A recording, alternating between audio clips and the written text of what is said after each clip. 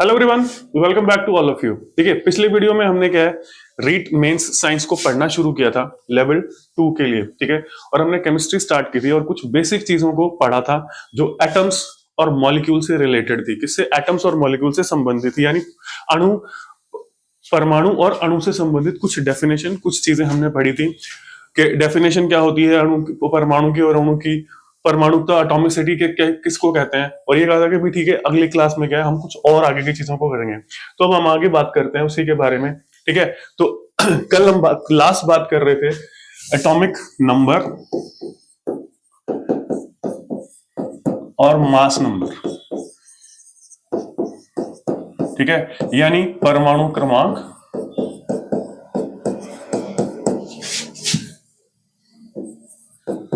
और द्रव्यमान संख्या के बारे में बात कर रहे थे कि परमाणु क्रमांक क्या होता है और द्रव्यमान संख्या क्या होती है। और इसके बारे में हमने स्टडी कर लिया था कि दोनों चीजें क्या है और परमाणु क्रमांक किसके बराबर होता है, उदासीन परमाणु की स्थिति क्या होती है, उसके अंदर प्रोटॉन कितने होते हैं, इलेक्ट्रॉन कितने होते हैं। ठीक है, और कौन सा एक इकलौता ऐसा परमाणु है, द ओनली एटम, यानी इकलौता ऐसा परमाणु है जिसमें न्यूट्रॉन नहीं होता है। क्या है? न्यूट्रॉन जिसमें नहीं होता है।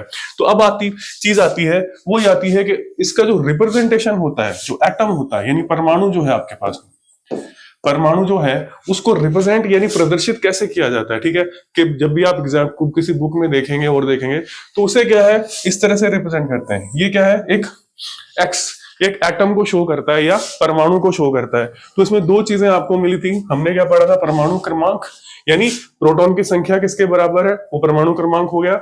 और प्रोटॉन प्लस न्यूट्रॉन की जो संख्या है, दोनों को अगर हम जोड़ देते हैं, प्रोटॉन और न्यूट्रॉन की संख्या को, तो वो क्या हो जाता है? द्रव्यमान संख्या हो जाती है। तो यहां पर क्या है, ध्यान रखिएगा, इस तरह से चीजें आएंगी ZA।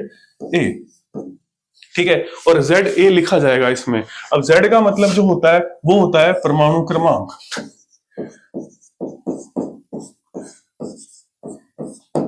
ठीक है, और ये आ जाता है आपके पास में द्रव्यमान संख्या,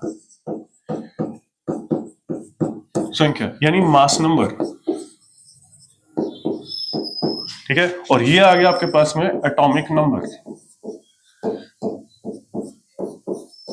ठीक है, तो इस तरह से आ जाता है। इस तरह से कभी कभी क्या है, ये A यहां भी लिखा हुआ मिल जाएगा आपको, और ये क्या है, Z यहां लिखा हुआ मिल जाएगा आपको। तो Z का मतलब क्या है? परमाणु क्रमांक, और A का मतलब है द्रव्यमान संख्या। ठीक है, द्रव्यमान संख्या या मास नंबर। परमाणु क्रमांक का मतलब होता है एटॉमिक नंबर हो जाता है। ठीक है, तो अब इससे रिलेट करके हम एक क्वेश्चन करते हैं। क्या के एक क्वेश्चन लिखते हैं, एन एटम, ठीक है, an atom has 12 protons and its mass number is 26। ठीक है, अब ये क्वेश्चन क्या कह रहा है आपको कि एक परमाणु में 12 प्रोटॉन है, व उसकी द्रव्यमान संख्या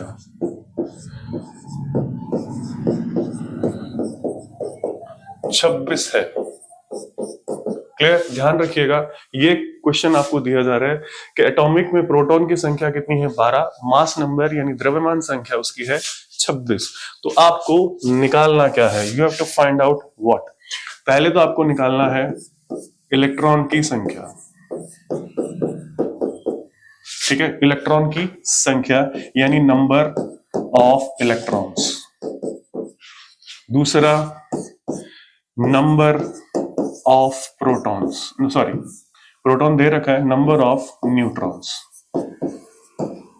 ठीक है, तो ये दो चीजें क्या है आपको फाइंड आउट करनी है। क्या करनी है? आपको फाइंड आउट करनी है।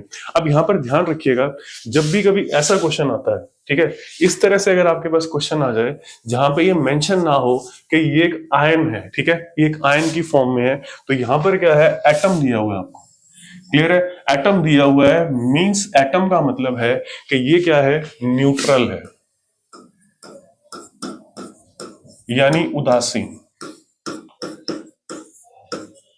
ठीक है। तो उदासीन के लिए हमने क्या कहा था, उदासीन के लिए हमने ये कहा था कि उदासीन में जो होगा कोई भी एटम परमाणु यदि उदासीन है तो परमाणु क्या होता है, उदासीन होता है, तो उसका के अंदर क्या है, number of electron is equal to number of proton. ठीक है, यानी इलेक्ट्रॉन की संख्या बराबर किसके होगी, प्रोटॉन की संख्या के।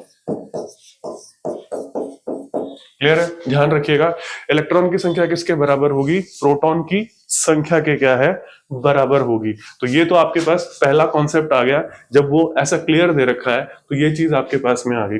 तो यहां पर क्या है, आपको क्या निकालना था, ठीक है।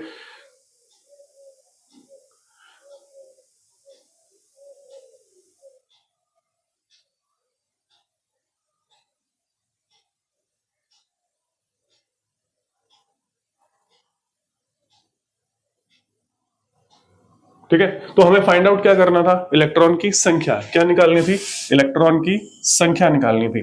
ठीक है, तो यहां पर क्या है, पहला क्वेश्चन तो आपका क्या है, डायरेक्ट हो जाता है, क्या हो जाता है, सीधे तौर पे डायरेक्टली हो जाता है, क्योंकि प्रोटॉन की संख्या कितनी दे रखी है उसमें,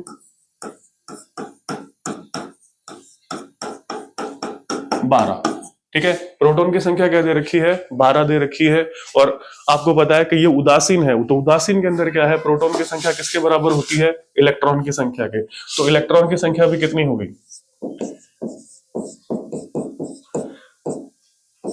यानी नंबर ऑफ इलेक्ट्रॉन्स कितने हो गए आपके पास,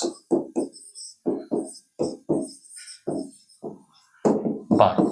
क्लियर है, इलेक्ट्रॉन नंबर ऑफ इलेक्ट्रॉन्स कितने हो गए आपके पास में, 12 हो जाते हैं। क्या हो जाते हैं, 12 हो जाते हैं। अब दूसरा क्या निकालना है आपको, नंबर ऑफ न्यूट्रॉन्स निकालना है। क्या निकालना है, नंबर ऑफ न्यूट्रॉन्स, यानी न्यूट्रॉन की संख्या निकालनी है। तो न्यूट्रॉन की संख्या कहां से आएगी आपके पास में, ठीक है। अब आपके पास, हमारे पास को क्या दे रखा है कि मास नंबर जो है, यानी द्रव्यमान संख्या जो है, वो कितनी दे रखी है, 26 दे रखी है। क्या दे रखी है, 26 दे रखी है। और हमने क्या पढ़ा था, ठीक है, क्लियर है, क्या दे रखी है, 26 दे रखी है। अब जो मास नंबर होता है, क्या है, मास नंबर, यानी जिसे हम द्रव्यमान संख्या कह रहे हैं, वो किसके बराबर है, number of protons plus number of neutrons. Clear है, नंबर ऑफ प्रोटॉन्स और नंबर ऑफ न्यूट्रॉन्स। ठीक है, तो यहां पर कितना है आपके पास में, 26 प्लस 12 प्लस, हम इसको n लिख देते हैं। ठीक है, क्या लिख देंगे, n लिख देंगे। तो n की वैल्यू कितनी आ जाती है आपके पास में, 26 माइनस 12 इज इक्वल टू 14। तो न्यूट्रॉन की संख्या कितनी आ जाती है आपके पास इसमें, 14 आ जाती है या 14 आ जाती है। ठीक है, कितनी आ जाती है, 14 आ जाती है। क्लियर है, ठीक है। अब यहां पर क्या है कि ये आपसे एक और क्वेश्चन भी पूछ सकता है, क्या है, सीधे तौर पे पूछ सकता है कि इसकी द्रव्यमान संख्या, सॉरी, परमाणु क्रमांक जो है वो कितना होगा। ठीक है, परमाणु क्रमांक कितना होगा, तो परमाणु क्रमांक क्या होता है, प्रोटॉन की संख्या के बराबर होता है। तो आप डायरेक्टली लिख सकते हैं कि परमाणु क्रमांक कितना होगा, 12 आपके पास में परमाणु क्रमांक आ जाएगा। तो ये क्या है, एक सिंपल क्वेश्चन था, जिसके मतलब इस तरह से क्वेश्चंस क्या है, आपसे पूछ सकते हैं एग्जामिनेशन में, कि आपको फाइंड आउट करना हो या निकालना हो कि आप किस तरह से क्या करेंगे, फाइंड आउट करेंगे। ठीक है, अब एक और क्वेश्चन हम ले लेते हैं। क्लियर है, तो उसको वो क्या लेते हैं, आयन का क्वेश्चन लेते हैं। किसका क्वेश्चन लेते हैं, हम लेते हैं आयन का क्वेश्चन। ठीक है, अब ये क्वेश्चन थोड़ा सा अलग होगा। ठीक है, अब आपको पता है कि आयन कब बनता है, या तो इलेक्ट्रॉन आप निकालेंगे उसमें से, एटम में से, या इलेक्ट्रॉन एटम के अंदर क्या करेंगे, जोड़ेंगे या ऐड करेंगे, तब क्या है, आयन बन जाएगा आपके पास में। तो यहां पर क्या है, एक क्वेश्चन आता है, ठीक है, अब bye positive ion of an atom has, ठीक है, अब ध्यान रखिएगा, has 12 इलेक्ट्रॉन्स। ठीक है, इलेक्ट्रॉन्स एंड 16 न्यूट्रॉन्स। क्लियर है? ये आपको दे रखा है कि एक बाय पॉजिटिव आयन, इसको हिंदी में भी लिख लेते हैं हम, ठीक है, कि एक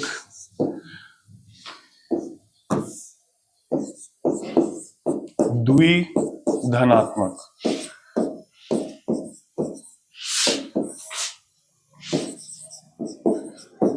आयन में 12 इलेक्ट्रॉन, ठीक है, 12 इलेक्ट्रॉन व 16 न्यूट्रॉन है। क्लियर है? ठीक है, 16 न्यूट्रॉन है। तो आपको निकालना क्या है, what you have to find out, ठीक है। तो आपको क्या निकालना है, वो ये है, पहला, ठीक है, नंबर ऑफ प्रोटॉन्स। एक तो निकालना है, प्रोटॉन की संख्या को निकालना है, और दूसरा उसका मास नंबर, यानी द्रव्यमान संख्या।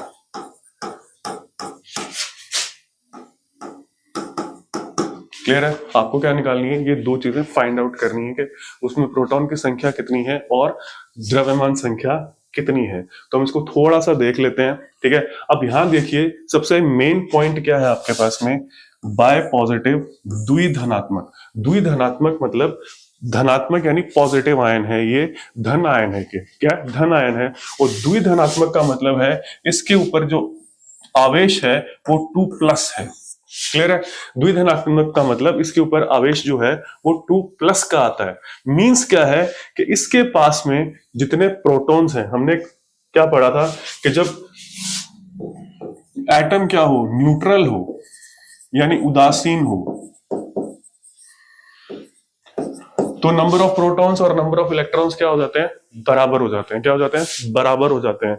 और अगर आप इलेक्ट्रॉन को बाहर निकाल देते हैं, ठीक है, इलेक्ट्रॉन को बाहर निकाल देते हैं, तो क्या बनता है, कैट आयन, यानी धन आयन, ठीक है, यानी धन आयन। और एक इलेक्ट्रॉन को अगर हम निकालते हैं तो आवेश कितना हो जाता है, 1+ का, ठीक है। 2 निकालते हैं तो क्या हो जाता है, 2+ का क्या हो जाता है, आवेश हो जाता है। तो अगर हम इसको उदासीन से कंपेयर करते हैं, क्या करते हैं, उदासीन से कंपेयर करते हैं, और यहां देखते हैं, क्या देखते हैं, तो यहां का मतलब ये है कि 2 पॉजिटिव चार्ज होने का मतलब, यानी 2 पॉजिटिव चार्ज होने का मतलब ये है कि इसमें से जब ये उदासीन अवस्था में था, यानी न्यूट्रल स्टेट में था, न्यूट्रल कंडीशन में था, उसमें और अब में क्या है, इसमें 2 इलेक्ट्रॉनों की कमी हो गई है। यानी 2 इलेक्ट्रॉन आपने इसमें से क्या कर दिया, बाहर निकाल दिए। क्या कर दिए, बाहर निकाल दिए। तो टोटल इलेक्ट्रॉन्स, अगर हम चार्ज को उसमें ऐड कर दें तो टोटल इलेक्ट्रॉन्स कितने हो जाएंगे, व्हाट जो टोटल नंबर ऑफ इलेक्ट्रॉन्स जो होंगे, नंबर ऑफ इलेक्ट्रॉन्स बराबर कितने होंगे, 12। कितने हो जाएंगे आपके पास में, 12 हो जाएंगे। क्या हो जाएंगे, 12, क्योंकि 2 पॉजिटिव आयन है, क्या है, 2 पॉजिटिव। तो उदासीन कंडीशन में कितने आए थे, 12। और अब आपको पता है जब उदासीन हो तो नंबर ऑफ इलेक्ट्रॉन्स और नंबर ऑफ प्रोटॉन्स क्या हो जाते हैं, दोनों बराबर हो जाते हैं। तो इसके अंदर जो नंबर ऑफ प्रोटॉन्स होंगे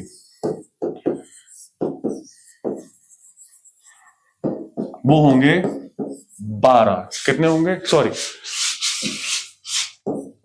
14। क्यों, ठीक है, क्यों, क्योंकि क्या है, 12 इसके अंदर अभी भी उपस्थित हैं। हमने 2 इलेक्ट्रॉन्स को क्या है, बाहर निकाल दिया है। तो टोटल इलेक्ट्रॉन्स उदासीन कंडीशन में कितने थे, 14। तो उदासीन में नंबर ऑफ इलेक्ट्रॉन्स और नंबर ऑफ प्रोटॉन्स क्या हो जाते हैं, बराबर हो जाते हैं। और वही क्या होता है, उसका परमाणु क्रमांक होता है। क्या होता है, वही उसका परमाणु क्रमांक होता है। तो ये हमें फाइंड आउट करने थे। तो नंबर ऑफ प्रोटॉन्स कितने हो गए, 14, ठीक है। अब क्या निकालना है, मास नंबर, ठीक है, यानी द्रव्यमान संख्या। और ये किसके बराबर है, प्रोटॉन्स प्लस न्यूट्रॉन्स की संख्या के बराबर है। किसके बराबर, न्यूट्रॉन्स की संख्या के। प्रोटॉन कितने हैं हमारे पास में, 14, ठीक है। प्रोटॉन कितने हैं हमारे पास में, 14, और न्यूट्रॉन्स कितने हैं, 16। तो प्लस इज इक्वल टू 30। ठीक है, तो ये आपके पास में क्या है, आंसर आ जाएगा। क्या आ जाएगा, आंसर आ जाएगा। इसी तरह इसी में पूछा जा सकता था कि इसका परमाणु क्रमांक कितना है। क्या परमाणु क्रमांक कितना है, तो वो भी क्या है, इसके बराबर आ जाएगा आपके पास में, नंबर ऑफ प्रोटॉन्स के बराबर हो जाएगा। कि परमाणु क्रमांक कितना होगा इसका, 14 हो जाएगा आपके पास में। क्या हो जाएगा, 14 हो जाएगा। ठीक है, तो ये किसका क्वेश्चन आ गया आपके पास में, आयन का क्वेश्चन आ गया। क्या आ गया, आयंस का क्वेश्चन आ गया आपके पास में। ठीक है, अब एक क्वेश्चन और आ जाता है आपके पास में। ठीक है, एक क्वेश्चन और आ जाता है।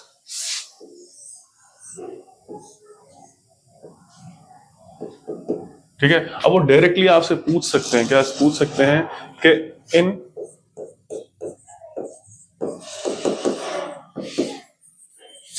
टाइप ऑफ आयन, ठीक है, ये क्या है, आपसे ऑब्जेक्टिव में क्वेश्चन पूछा जा सकता है। In which type of ion number of electron is less than number of protons. ठीक है, तो यानी ये क्या है, किस प्रकार के आयन में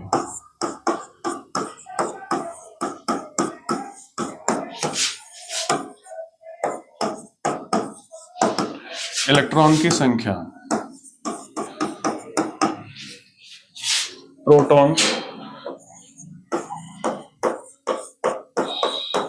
की संख्या से कम होती है। ठीक है, किस प्रकार के में इलेक्ट्रॉन की संख्या प्रोटॉन की संख्या से क्या होती है, कम होती है। In which type of ions the number of electrons is less than number of protons. ठीक है, मींस इलेक्ट्रॉन क्या है, कम हो गए, इलेक्ट्रॉन बाहर निकल रहा है, तो इसका आंसर क्या आ जाएगा आपके पास में, कैट आयन। कैट आयन, या जिसको हम क्या बोल रहे हैं, धन आयन।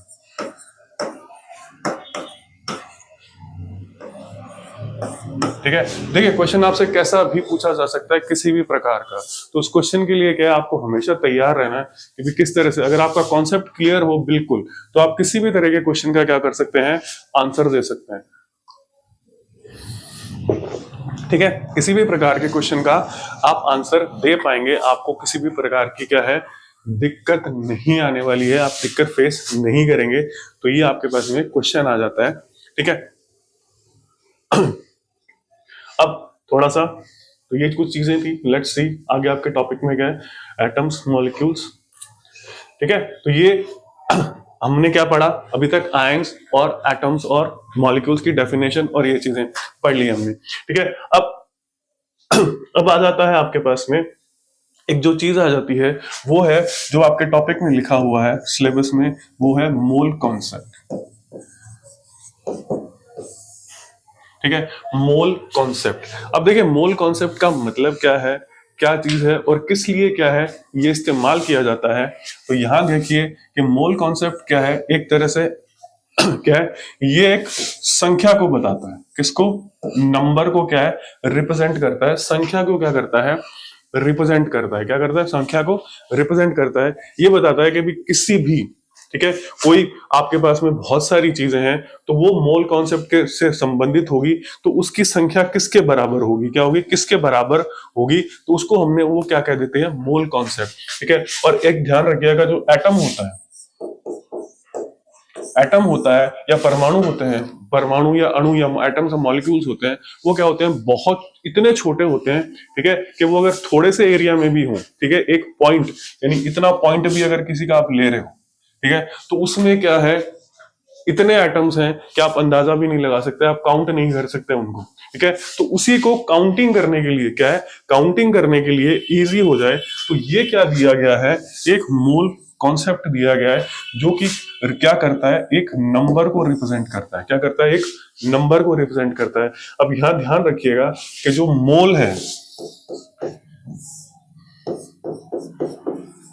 जो मोल जो होता है, वो केवल और केवल एक क्या है, नंबर है, संख्या है। क्लियर है, क्या है, केवल एक संख्या होती है, इसकी कोई इकाई नहीं होती।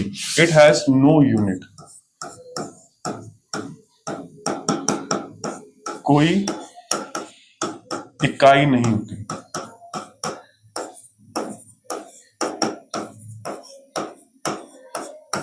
ठीक है, इसकी कोई भी इकाई आपके पास में नहीं होती है, यानी इसके ये केवल एक नंबर है। ठीक है, और जो कि किसके बराबर होता है, आपको सिर्फ इतना ही ध्यान रखना है कि ये क्या है, एवोगैड्रो संख्या के बराबर होता है।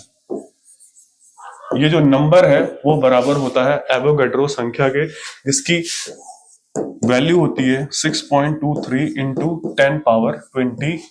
ठीक है, यानी किसी भी वस्तु, कोई भी वस्तु आपके पास में, कोई भी पदार्थ हो या और हो, उसके अगर इतने पार्टिकल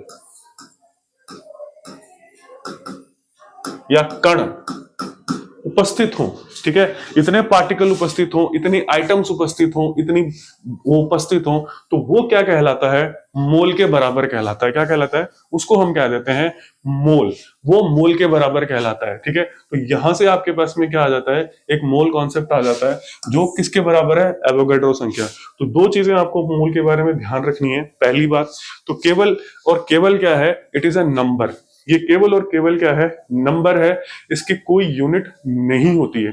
ठीक है, कोई यूनिट नहीं होती है। और संख्या की फॉर्म में, अगर हम संख्या की फॉर्म में या नंबर की फॉर्म में से देखें तो 1 mole is equal to 6.023 into 10 power 23 only number. ये कुछ भी हो सकता है, ये एटम हो सकते हैं, ठीक है, ये मॉलिक्यूल हो सकते हैं, ठीक है, ये आयंस हो सकते हैं, ठीक है, अब ये इलेक्ट्रॉन्स भी हो सकते हैं, ठीक है, प्रोटॉन्स हो सकते हैं। क्लियर है, तो कोई इकाई नहीं है इसकी, क्या इकाई नहीं है, कोई यूनिट नहीं है, ये सिर्फ ये है कि अगर इलेक्ट्रॉन होंगे तो इतने इलेक्ट्रॉन होंगे, ठीक है, प्रोटॉन होंगे तो इतने प्रोटॉन होंगे, आयंस होंगे तो इतने आयंस होंगे, एटम होंगे तो इतने एटम्स होंगे, मॉलिक्यूल्स होंगे तो क्या होंगे, इतने मॉलिक्यूल्स होंगे, यानी क्या होंगे, अणु होंगे, परमाणु होंगे, आयन, प्रोटॉन और न्यूट्रॉन, वो इलेक्ट्रॉन और ये न्यूट्रॉन भी हो सकते हैं, कोई दिक्कत नहीं है। ठीक है, मींस केवल और केवल संख्या, किसी प्रकार की कोई इकाई इसमें ऐड नहीं होती है। क्या है, इसमें किसी भी प्रकार की इकाई ऐड नहीं होती है। तो ये तो दो चीजें आपके पास में क्लियर कट हो गई कि मोल एक्चुअली है क्या। ठीक है, तो अब आती है मेन चीज। ठीक है, जब हम बात करते हैं कि नॉर्मल वे में क्या है, ये संख्या ले ली, ठीक है, संख्या ले ली, तो इसको क्या है, फिर क्या है, मास में कन्वर्ट किया जाता है। मास यानी द्रव्यमान, ठीक है, मास यानी द्रव्यमान में क्या किया जाता है, कन्वर्ट किया जाता है। क्या कर देते हैं हम, कन्वर्ट कर देते हैं। ठीक है, तो वहां पर क्या है, फिर इसके पास में यूनिट आ जाती है। क्या आ जाती है, यूनिट आ जाती है। क्या आ जाती है, यूनिट आ जाती है। ठीक है, तो ये क्या कहलाती है कि अगर एटम हो, ठीक है, एटम हो तो हम ले लेंगे उसकी द्रव्यमान संख्या। ठीक है, उसकी क्या ले लेंगे, द्रव्यमान संख्या ले लेंगे। क्या ले लेंगे, द्रव्यमान संख्या ले लेंगे। ठीक है, एटम होगा तो उसकी क्या ले लेंगे, द्रव्यमान संख्या ले लेंगे। इसी तरीके से मॉलिक्यूल होगा तो उसके जितने भी एटम्स उसके अंदर उपस्थित हैं, यानी परमाणु जितने भी उपस्थित हैं, उन सबकी द्रव्यमान संख्या को क्या कर देंगे, ऐड कर देंगे। ठीक है, जो जितने भी एटम्स हैं, टोटल नंबर ऑफ एटम्स,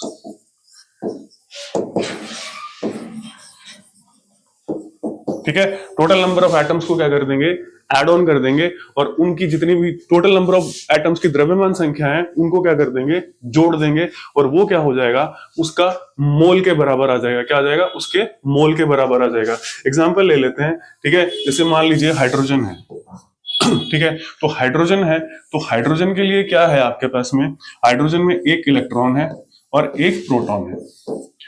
ठीक है, एक इलेक्ट्रॉन है और एक क्या आपके पास में आता है, प्रोटॉन आता है। क्या आता है, प्रोटॉन आ जाता है आपके पास में। ठीक है, इलेक्ट्रॉन का मास होता ही नहीं है, ना के बराबर होता है। जब हम प्रोटॉन के से कंपेयर करते हैं, क्या करते हैं, प्रोटॉन से कंपेयर करते हैं। देखिए, यहाँ पर सिर्फ आपको क्या है, क्वेश्चन जब आप एग्जाम में सॉल्व करेंगे, क्या करें, एग्जाम में जब आप क्वेश्चन सॉल्व करेंगे, तब आपको ये चीजें ध्यान रखनी है। बस इतना ही करना है कि भाई आपको एग्जाम में क्या है, क्वेश्चन को सॉल्व करना है। अगर हम लिखने वाले कॉन्सेप्ट पे जाएंगे तो थोड़ा सा क्या टाइम लगता है। यहाँ पे आपको ऑब्जेक्टिव करना है, तो कॉन्सेप्ट समझ आना चाहिए, बस बात ये है। ठीक है, तो हाइड्रोजन के लिए क्या है कि इसका जो मास नंबर है, द्रव्यमान संख्या है, वो क्या है, 1। ठीक है, तो यहां पर ये आ जाता है कि 1 ग्राम, ठीक है, 1 ग्राम ठीक है, जब हम 1 ग्राम हाइड्रोजन की बात करते हैं तो उसके अंदर जो नंबर ऑफ एटम्स होते हैं वो किसके बराबर होते हैं? एवोगैड्रो संख्या के। ठीक है, किसके बराबर होते हैं? एवोगैड्रो संख्या के, जिसको हम ए से लिखते हैं। और कितने होते हैं वो हमें पता है, 6.02 इंटू 10 पावर 23। क्लियर है? ठीक है, तो ये आपके पास में आ जाता है। इसी तरीके से क्या है, अगर आप हीलियम लेते हैं, ठीक है, हीलियम अगर हम लें, ठीक है, तो हीलियम का जो नंबर होता है वो होता है 4। ठीक है, द्रव्यमान संख्या जो होती है, मास नंबर जो होता है वो होता है 4, क्योंकि इसके अंदर 2 प्रोटॉन, 2 इलेक्ट्रॉन और 2 न्यूट्रॉन्स होते हैं। क्या होते हैं? 2 न्यूट्रॉन्स होते हैं। ठीक है, इलेक्ट्रॉन को डिलीट कर देते हैं, ठीक है, और प्रोटॉन्स और दोनों जोड़ के कितना आ जाएगा? 4। तो 4 ग्राम हीलियम में क्या है आपके पास में? इतने परमाणु हैं, 23 इंटू 10 पावर 23। क्लियर है? ठीक है, तो ये चीज आपके सामने क्या है, क्लियर कट हो जाके आ जाती है। और इसको दूसरी फॉर्म में अगर हम कहें, क्या कहें? दूसरी फॉर्म में अगर हम कहें तो 1 मोल ऑफ हाइड्रोजन, हम सिर्फ परमाणु की बात कर रहे हैं, अणु की बात नहीं कर रहे, किसके बराबर होता है? 1 ग्राम। क्लियर है? किसके बराबर है? 1 ग्राम के बराबर है 1 मोल ऑफ हाइड्रोजन। इसी तरीके से 1 मोल हीलियम जो है आपके पास में, वो किसके बराबर है? 4 ग्राम के। ठीक है, 1 मोल ऑफ हीलियम किसके बराबर है? 4 ग्राम के क्या है? बराबर हो जाता है। ठीक है, परमाणु की बात करें। इसी तरीके से 1 मोल ऑक्सीजन परमाणु है, अगर परमाणु की बात करें, ठीक है, क्योंकि परमाणु अवस्था में नहीं होता है, पर हम हाइपोथेटिकल कंडीशन ले रहे हैं, ठीक है, कि इस तरीके से वो एटम हो, ठीक है, 1 mole of oxygen is equal to what? Oxygen का कितना होता है? 16। ठीक है, क्योंकि इसके अंदर क्या है आपके पास में? 8 प्रोटॉन और 8 क्या होते हैं? न्यूट्रॉन होते हैं। 8 प्रोटॉन और 8 न्यूट्रॉन होते हैं। तो ये किसके बराबर आ जाएगा आपके पास में? 16 के बराबर आ जाएगा। तो इसका जो 1 मोल होगा वो 16 के बराबर होगा। ठीक है, अब तो ये तो थे, हमने परमाणु लिए थे। अब क्या है, ये मॉलिक्यूल या अणु के लिए भी हो जाते हैं। जैसे H2O है, H2O के लिए क्या है? हाइड्रोजन 2 है, तो 1 + 1 प्लस कितने? 16। तो ये कितने के बराबर हो गया? 18 ग्राम के बराबर हो गया। ठीक है, 18 क्या हो गया? ग्राम के बराबर हो गया। और ये 18 ग्राम में इसके जो अणु है, यहां ध्यान रखिएगा, थोड़ा सा डिफरेंस आ जाता है। ठीक है, यहां पर क्या है, जब हम अणु की बात कर रहे हैं तो ये मॉलिक्यूल्स हैं। क्लियर है? मॉलिक्यूल्स यानी अणु हैं। अणु कितने हैं? एवोगैड्रो संख्या के बराबर। क्लियर? अणु कितने हैं? एवोगैड्रो संख्या के बराबर क्या है? अणु इसके अंदर है, क्योंकि ये क्या है, इसका 1 मोल है। क्लियर है? 1 मोल है इसका। ठीक है, तो 1 मोल बराबर होता है 18 ग्राम के, यानी संख्या में वो आपके पास में आ जाता है। क्लियर है? अब जो दूसरी चीज आती है, अगर इसी के अंदर आपसे पूछ लिया जाता कि इसके अंदर एटम्स कितने हैं, यानी परमाणु कितने हैं, ठीक है, तो फिर हम क्या करेंगे, ये तो रखेंगे ही रखेंगे। ठीक है, क्योंकि ये अणु के लिए है। क्लियर है? अणु के लिए है। और इसके अंदर कुल परमाणु कितने हैं? एक अणु में 2 हाइड्रोजन के प्लस 1 ऑक्सीजन का। किसका? प्लस 1 ऑक्सीजन का। तो इसमें टोटल परमाणु जो होंगे वो होंगे 3 × A। ठीक है, जो एवोगैड्रो संख्या है, 3 × A एवोगैड्रो संख्या बराबर आपके पास में आ जाएगा 3 × 6.023 × 10 पावर 23 एटम्स। क्लियर है? ये क्या आ जाएगा? एटम्स आ जाएगा आपके पास में। क्या आ जाएगा? एटम्स आ जाएगा, परमाणु। अणु कितने हैं? इतने, यानी मॉलिक्यूल्स जो हैं ये है मॉलिक्यूल्स। अगर हम अणु की बात करते, परमाणु की बात करते, तो ये आपके पास में क्या आ जाता है? परमाणु आ जाता है। ठीक है, इसी तरीके से पूछ सकते थे आपसे कि इसमें हाइड्रोजन कितने हैं। क्या है? हाइड्रोजन कितने हैं? तो हाइड्रोजन के लिए आपको क्या करेंगे आप? 2 से मल्टीप्लाई कर देंगे। अब इसमें ऑक्सीजन कितने हैं, तो ऑक्सीजन के लिए आपको किससे मल्टीप्लाई करना पड़ेगा, प्रोडक्ट करना पड़ेगा, 1 से क्या करना पड़ेगा, आपको मल्टीप्लाई करना पड़ेगा।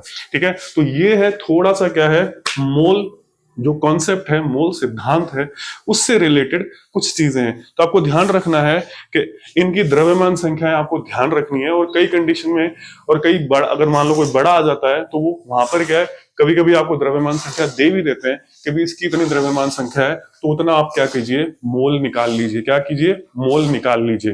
ठीक है, तो उससे क्या आप फिर मोल निकाल लेंगे। तो ये तो थोड़ा सिंपल मोल कॉन्सेप्ट, क्या है, सिंपल बेसिक मोल कॉन्सेप्ट है।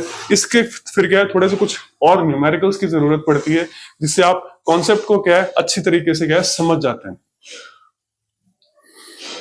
ठीक है, कॉन्सेप्ट जो होगा वो आप अच्छी तरीके से क्या होगा, समझ जाएंगे। तो आज के वीडियो में इतना ही। नेक्स्ट वीडियो में क्या है, इसके कुछ और क्वेश्चंस हम सॉल्व करेंगे, जिससे ये पता लगेगा कि भी आपको अलग अलग अगर दे दिया जाए और उसमें से निकालना हो कि भी मोल निकालने हैं, तब आप किस तरह से उसमें से निकालेंगे, क्या फाइंड आउट करेंगे मोल्स को। ठीक है, तो ये तो हो गया आपके पास में। ठीक है, तो ये सिंपल एक चीज थी मोल की। तो मोल किसके बराबर है, उसकी द्रव्यमान संख्या के बराबर होता है। एक अगर हम परमाणु की बात करें और अणु की बात करें, तो सभी की द्रव्यमान संख्याओं को क्या कर देंगे, आप एड ऑन कर देंगे, ऐड कर देंगे। वो क्या होगा, उसके 1 मोल के बराबर उसका भार आ जाएगा, यानी उसके अंदर एवोगैड्रो संख्या के बराबर क्या है, कण है, चाहे वो परमाणु हो, आयन हो या अणु हो, कुछ भी हो। ठीक है, तो वो चीज आपके पास में आ जाती है। तो आज के वीडियो में इतना ही, मिलेंगे नेक्स्ट वीडियो में। Thank you for watching the video.